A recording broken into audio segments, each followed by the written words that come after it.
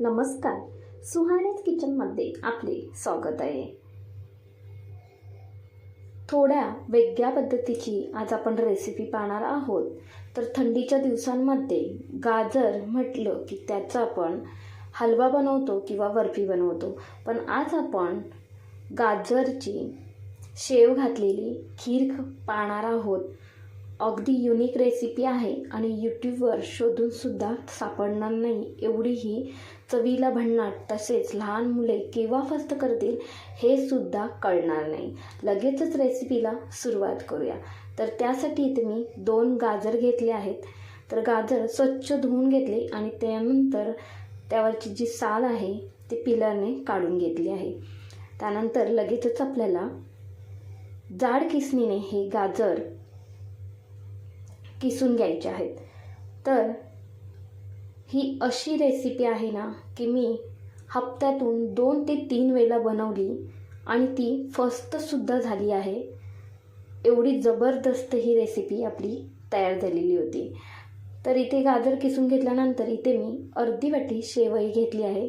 जास्त आपल्याला शेवई घ्यायची नाही आहे, तर फक्त अर्धी वाटी घेतली आहे आणि लांब लांब घेतली आहे, म्हणजे त्याचे जे थोडंफार हाताने चुरून घेतलात ना तरीसुद्धा चालेल, पण इथे मी लांबच घेतली आहे शेवई अर्धी वाटी.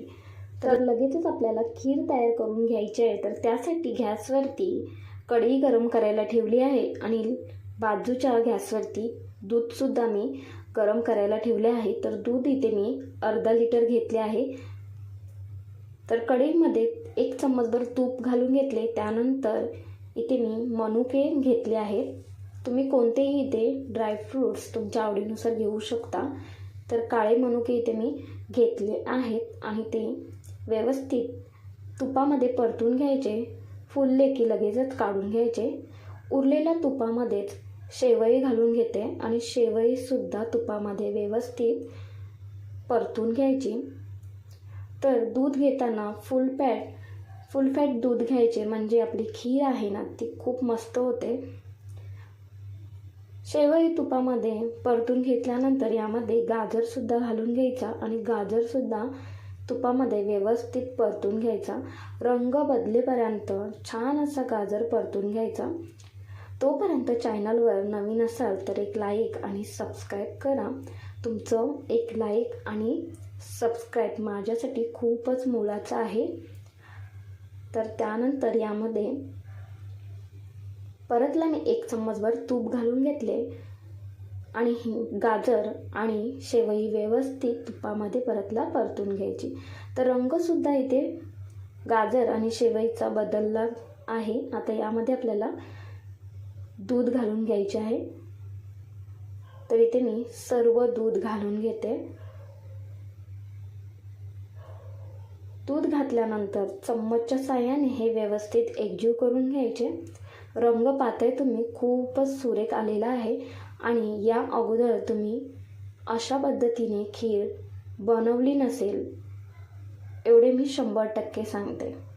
तर व्यवस्थित एकजीव करून घेतल्यानंतर 5 मिनिटासाठी झाकण ठेवायचे, म्हणजे शेवईसुद्धा व्यवस्थित अशी शिजली जाईल आणि दूधसुद्धा हे यातले आटले गेले आहे. तर व्यवस्थित चम्मचने एकजीव करून घेतल्यानंतर यामध्ये आपल्याला साखर घालायची आहे.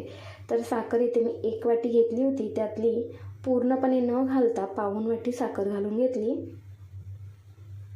साखर तुम्ही तुमच्या आवडीनुसार घाला, म्हणजे कितपत गोड खात असाल त्यानुसार तुम्ही यामध्ये साखर घालू शकता. व्यवस्थित एकजीव करून घ्यायचे आणि यावरती परतला मी 2 मिनिटासाठी झाकण ठेवते, म्हणजे साखर व्यवस्थित अशी विरघळली जाईल. 2 मिनिटानंतर झाकण काढून घेतले. त्यानंतर लगेचच आपल्याला पाव चम्मचभर वेलची पावडर घालायची आहे आणि ड्रायफ्रूट्स घालून घ्यायचे आहेत, जे आपण तळून घेतले ते. त्यानंतर चम्मचने हे परतला एकजीव करून घ्यायचे. तर खरंच सांगते, आठवड्यातून तुम्ही 2 ते 3 वेळा ही खीर बनवलात ना तरीसुद्धा पोट भरेल पण मन भरणार नाही, एवढी ही खीर जबरदस्त लागते. या अगोदर तुम्ही अशी खीर केव्हाच बनवली नसेल तर थंडीच्या दिवसांमध्ये अशा पद्धतीने खीर एकदा नक्कीच ट्राय करून पहा. लहानांपासून मोठ्यांपर्यंत सर्वांनाच आवडेल. एकदम नवीन आहे ही रेसिपी आणि युनिक आहे.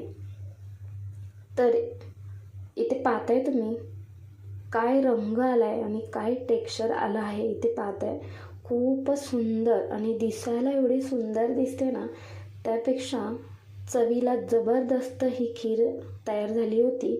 आणि मी आठवड्यातून 3 ते 4 वेळा ही खीर बनवली आणि ती सुद्धा पटकन फस्त झाली आहे. एवढी ही चवीला मस्त झाली होती खीर.